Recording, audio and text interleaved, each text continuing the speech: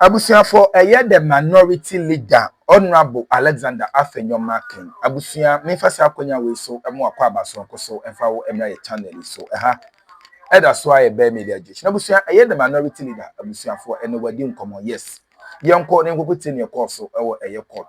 Credit goes to a Black Empire Media or Chinese Sebua. AfenyoMarkins. Cry out loud say or pese or koje. Again, and AfenyoMarkins. Kase. Or pese or koje. Yinteni namra. You best say. Obe subscribe to my YouTube channel. So notification bells for podcast updates. Now be channel so e dey am say ha. Ye ni atem eni dey no bu kwan so ya adwen e na ye kire. Yenko na yentie ni asi ni aba enu nti Alexander AfenyoMarkins the minority leader. E su say or pese or koje. Yinteni namra sisia. Yes. Put me in jail. I want to go to jail. AfenyoMarkins defies judge.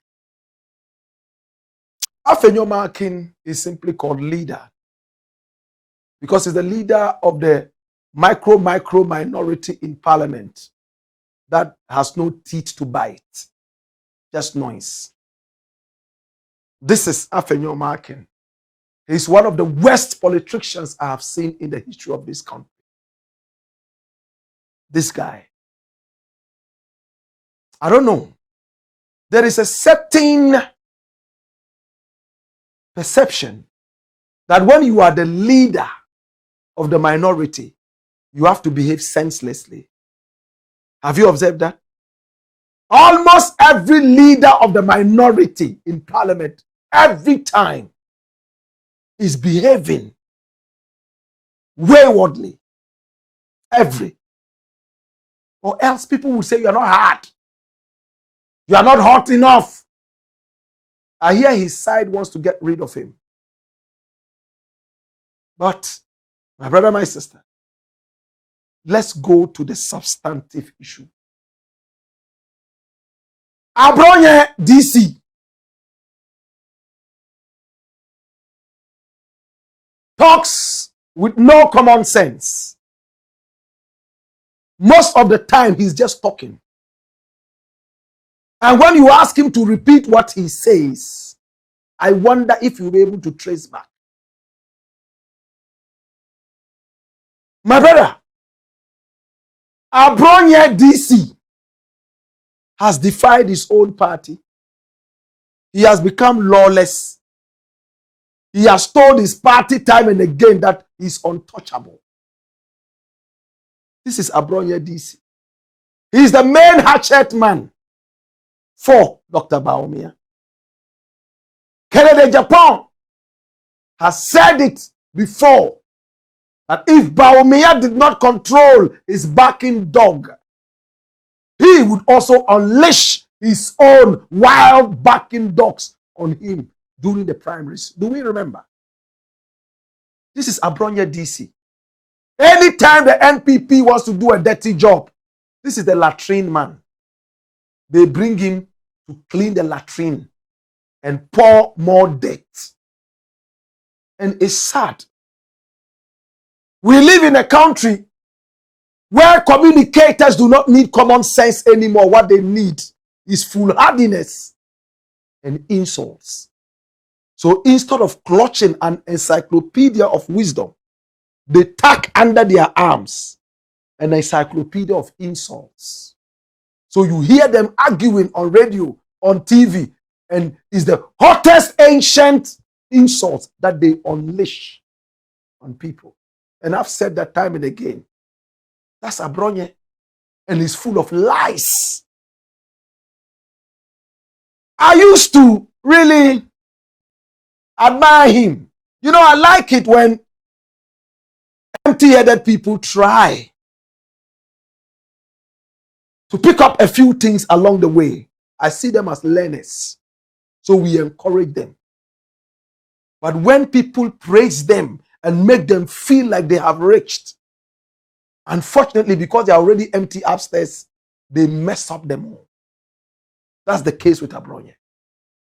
Sadly, Abronye sat on his show one time and said that Raymond Archer and Iyoko had paid me some big money And whenever I do a story, I send to Raymond Archer. And Raymond Archer sends a message back to me saying, yeah, thumbs up, you do well. And I said, where did Abronye get this from? I used to think that this guy at least spoke some truth. The moment I heard this from him and some other falsehoods, time after time, I told myself, nah, this guy is a crook. From that time, anything he says, I just laugh over that. Hey, trust this guy at your own peril. They don't speak the truth. He and Baumia are from the same school of thought. Lie to them. Fake it till you make it. Well, Abronye sat on his show, Wohia TV, and he started to attack a judge. One Francis Boateng. He attacked him.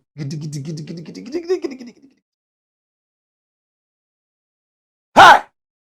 What did Abronye say on his show? Run the doors. Hey! He's called Kwame Bafo, popularly known as Abronye DC. My brother, my sister. He labeled the presiding officer a political judge and alleged that the court is used by the government to oversee their benefit. He claimed the judge had been promised a promotion by the ruling party in exchange for favorable rulings in specific cases. This is serious. Oh, that judge was promised by Mahama that he should continue doing cases in support of the NDC so that they will promote him. But if you are empty upstairs, you don't really see this to be serious. You think it's one of your pranks. April Fool Day joke. That is a lawyer's or a judge's integrity. That he is playing to the gallery because of a promotion. What kind of a judge is that? Hey! Flip. This was what Abronye DC said. He reportedly insulted the judge's professional ability, stating that you have grammatical problems. Listen. Judges and lawyers who claim they are learned people, listen, they call each other learned colleagues. I cannot call my lawyer friend my learned colleague. I can only say my colleague who is learned, because we all are not learned except them. To attack his professionalism and his scholarliness is a very big bomb that has been planted in his stomach. He said he had grammatical problems and that he had been assigned to oversee cases at Adenta that he himself, because of his grammatical problems, he couldn't understand. Hey! He asserted that the court is not a court that delivers justice to its people. Listen. That court is not a court that delivers justice to the people. What an allegation. And questioned a supposed negotiation between the court and the Ghana Police Service. Listen, that the court and the police service had negotiated something. Kululu. And then he warned the judge that Article 146 will be in motion, referring to the constitutional process for removing a judge, because you cannot be a political judge. Give him that article. Tell Abronye, read it and explain. Wallahi, he can't. Yet I hear he has some degree somewhere. I mean, how did he get it? Read it and explain. Wallahi, Abronye will never be able to do it. Yet this is a communicator for his party. What a useless party. NPP never again. This is your communicator. NPP, this is your communicator. Baumia, this is your communicator. Buno. Jesus have mercy. But specifically, what did Abronye really say? What was the issue he was commenting on? Listen. He made these allegations in response to a case involving one Abubakar Yakubu, also known as Baba Amando, the NPP communications officer for Sunyani East. Listen, what is the underlying case? Yes, the underlying case. Baba Amando had been arraigned before the Adenta Circuit Court presided over by Francis Boatin Osei on charges of publishing false news. Abronye claimed the court's handling of Baba Amando's case was politically motivated. He alleged that the judge was biased and had negotiated with the police to keep the NPP communicator in custody. You ask him for facts, and he's there wiping his bald head of sweat.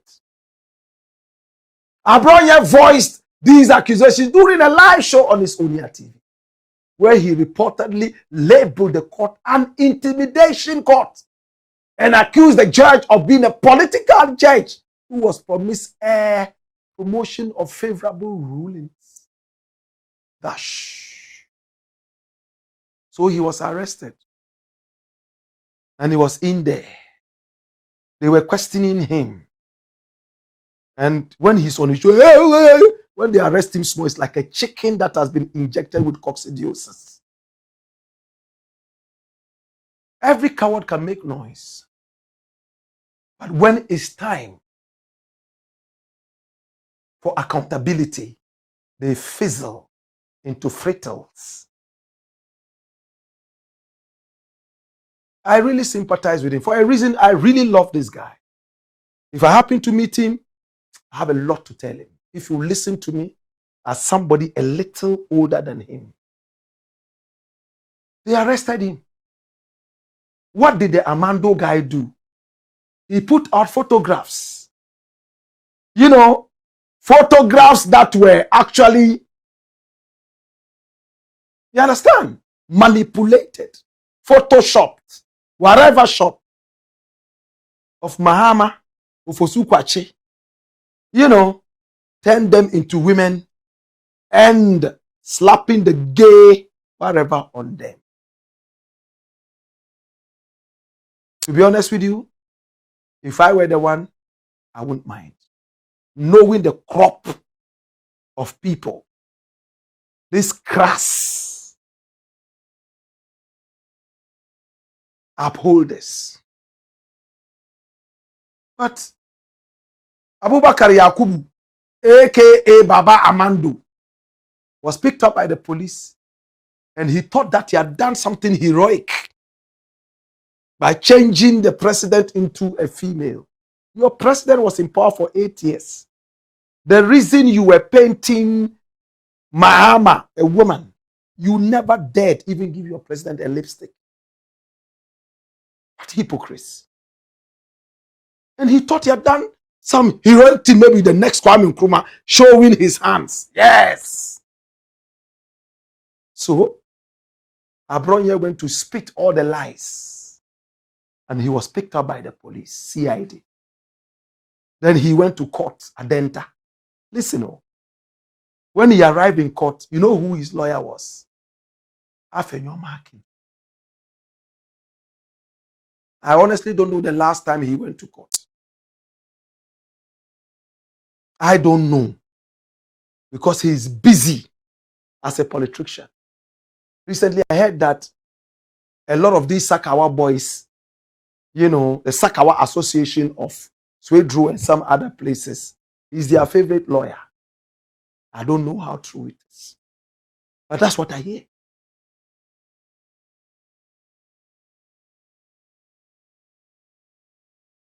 This is AfenyoMarkins. So, if it is true that this man is defending Sakawa boys all over the place, I wouldn't go for this one. Or else people would think that I'm also in that class of Sakawa. But he went to defend Abronye. And Abronye stood there and leased his life to this guy, who himself needs a lawyer, a proper lawyer. Well, they tried to get bail for him. They had issues with the judge. Whatever it was, AfenyoMarkins got so angry. He granted interviews on UTV, granted interviews on City, and he used unprintable words on the judge. He called him a Nungwasiye. It's a disgrace. It's a shame. What did AfenyoMarkins truly say? Run the news here.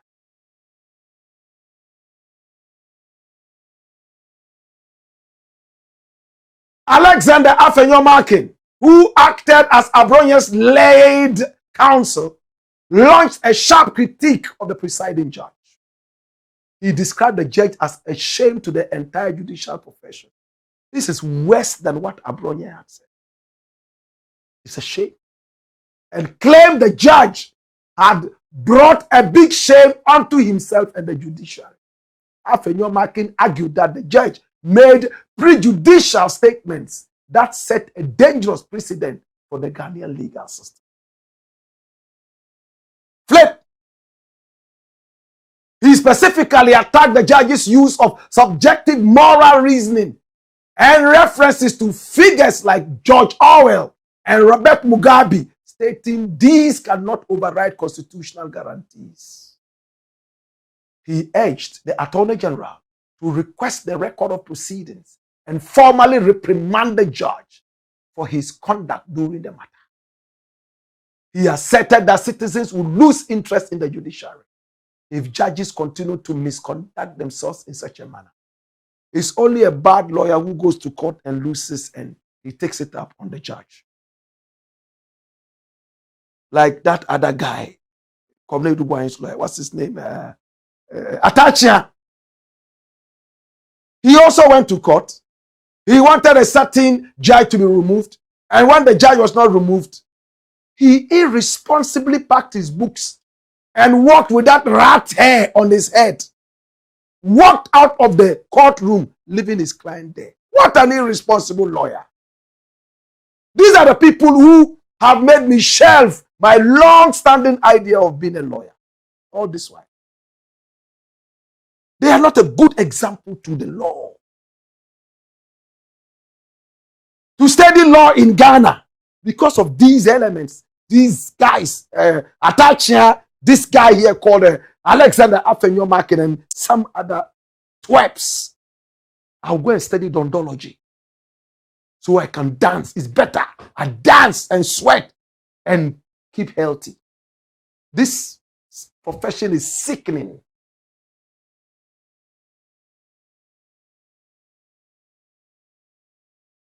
My brother, that was what he said. In case you don't believe me, let's listen to him as he spoke to Umaru Sanda, my very good brethren on City. Watch this.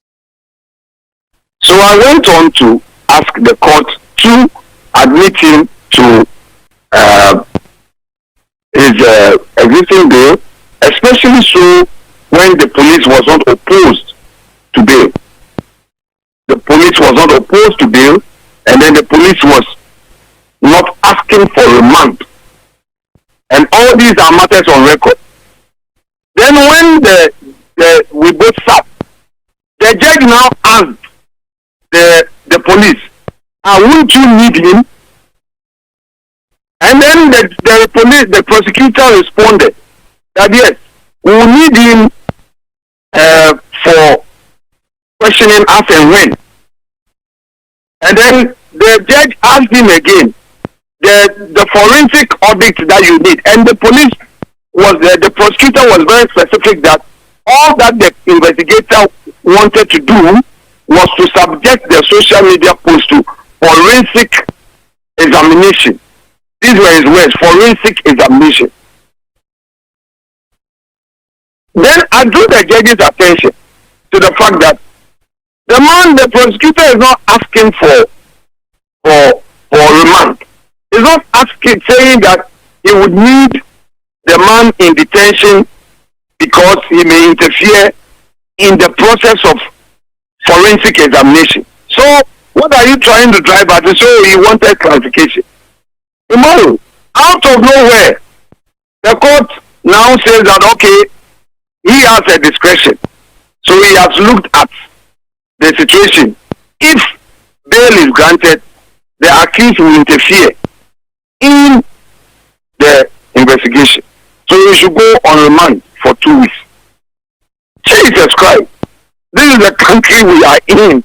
Umaru, in front my mother will say, Fabi, so.